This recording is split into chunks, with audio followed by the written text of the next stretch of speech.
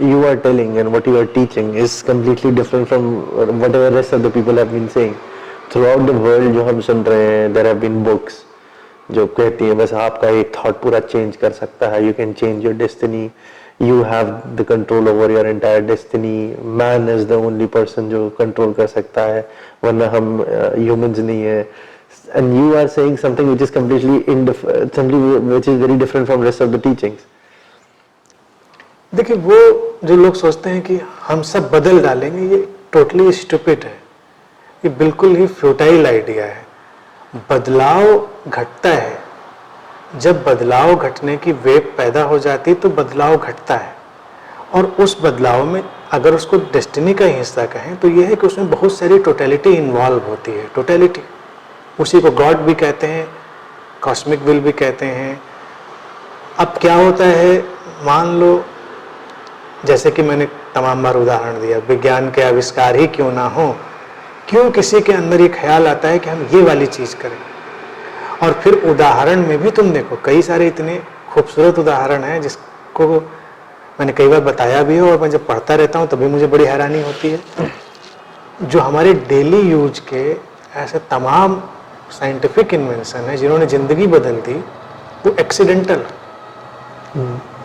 माचिस, जो आज हमारी बिल्कुल ऐसी ज़रूरत है जिसके बिना लगता है काम नहीं चलेगा, और माचिस का ही आ गया. ऑब्वियसली लाइटर और सब बन गया, लेकिन पहला काम तो माचिस वाला आया.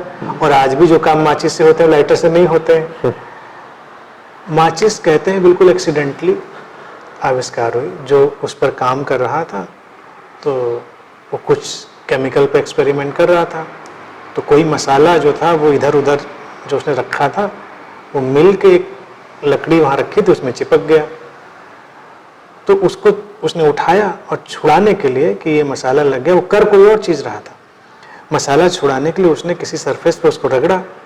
जैसे उसने रगड़ा वो उसमें आग लग गई.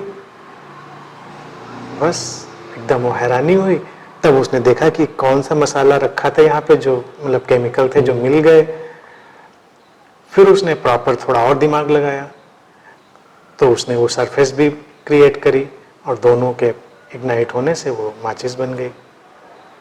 अब इसमें कौन सी फोर्सेस या मिस्ट्रीज वर्क करती हैं जहाँ पर नीड पैदा हो जाती है कि माचिस बनेगी, आविष्कार बनेगा.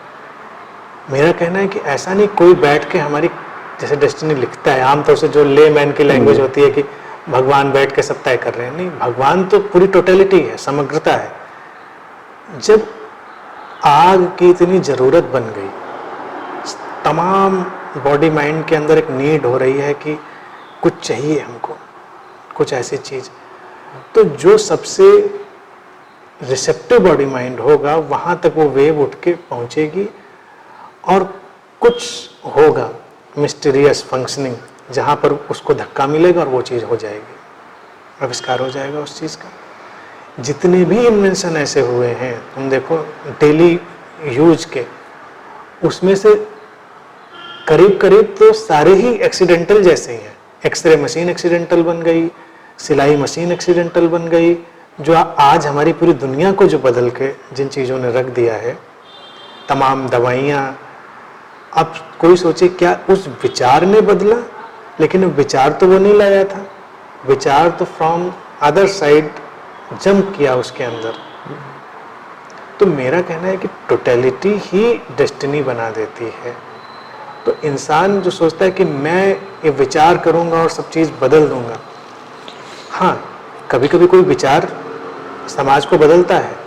किसी व्यक्ति का बोला हुआ कोई वाक्य, किसी के द्वारा कही गई कोई चीज़ भी लोगों के जीवन को बहुत बदल सकती है. तमाम मास्टर्स ने ऐसा किया और ज़िंदगी बदली. लेकिन तब क्या है, उस बदलाव की ट्रांसफॉर्मेशन की पृष्ठभूमि बन चुकी है, वो ऑलरेडी बन चुकी है. और वो एनर्जी किसी शरीर मन की तलाश में है, किसी बॉडी माइंड की, उसके थ्रू वो बोला जाएगा क्योंकि बदलाव की पृष्ठभूमि बन चुकी है. लेकिन वो ऐसा नहीं कि वो बदलने के लिए बोल रहा है कि वो मैं बदल डालूंगा.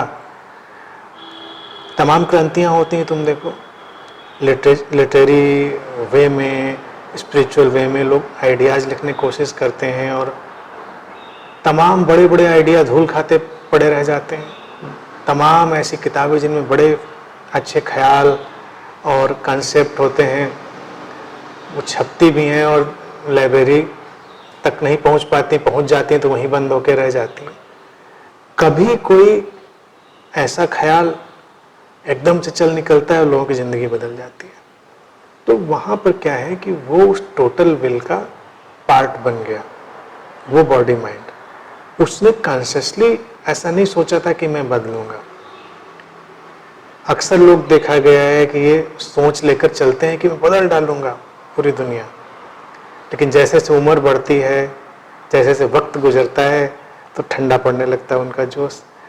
और अगर फॉर्चुनेटली अनफॉर्चुनेटली लंबी उम्र जी जाए ऐसे लोग, तो उनको आखिर तक जाके एक्सेप्ट करना पड़ता है या फिर उसको जस्टिफाई करना पड़ता है कि ऐसा नहीं हुआ, ऐसा नहीं हुआ, ऐसा होता या वैसा होता तो मैं ऐसा कर देता, या वैसा होता तो मैं वैसा कर देता। मैंने तो पूरी कोशिश करी थी लेकिन लोग तैयार नहीं थे।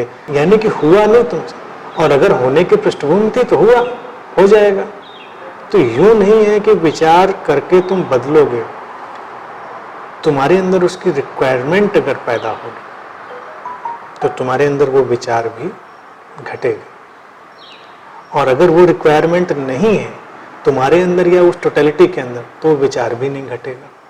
क्योंकि विचार भी एक हैपनिंग है।